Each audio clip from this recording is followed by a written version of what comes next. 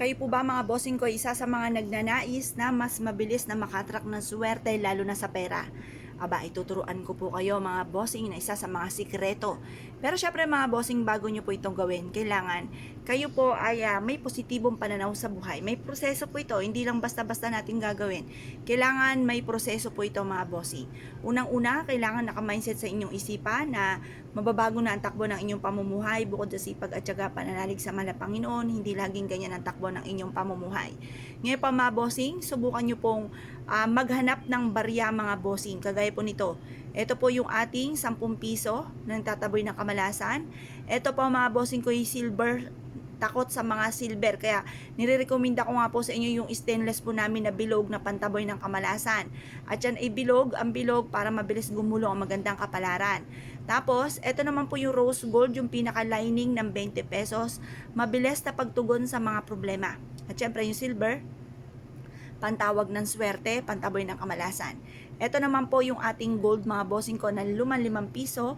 Ito po ay gold for abundance.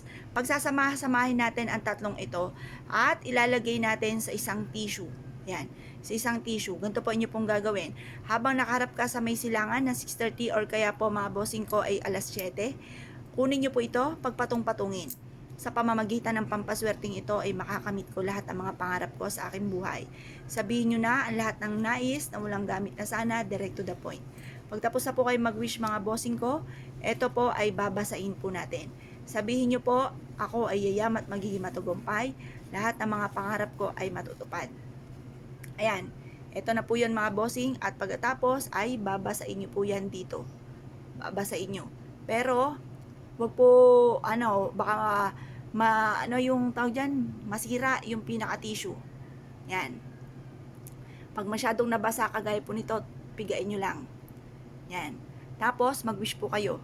Sa pamamagitan nito ay magtutuloy-tuloy na ang pasok ng swerte at kailanman na hindi na ako mamumblema sa usapin ng pera.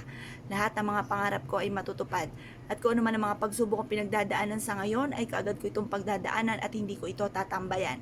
Mag-wish na po kayo na lahat ng nais ninyo. Magkakaroon ako ng malaking bahay. Magkakaroon ako ng napakaraming pera. Kailanman na hindi na ako maubusan ng pera at lahat ng mga pangarap ko ay smooth kong makakamtan. Magkakaroon ako ng negosyo na dito na ako yayaman at malalayo ako sa anumang kapahamakan at kung ano man po yung pinapangarap ko ay smooth ko nga po itong makakamtan. Ito po ay magaan ang daloy ng swerte sa akin matapos ko itong gawin.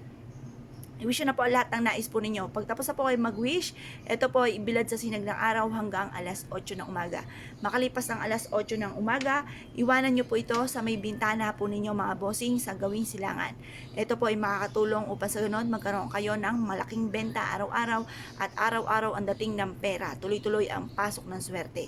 Kaya kung kayo po naniniwala at nais po itong gawin mga bossing, mga bossing, good luck po sa inyo po lahat.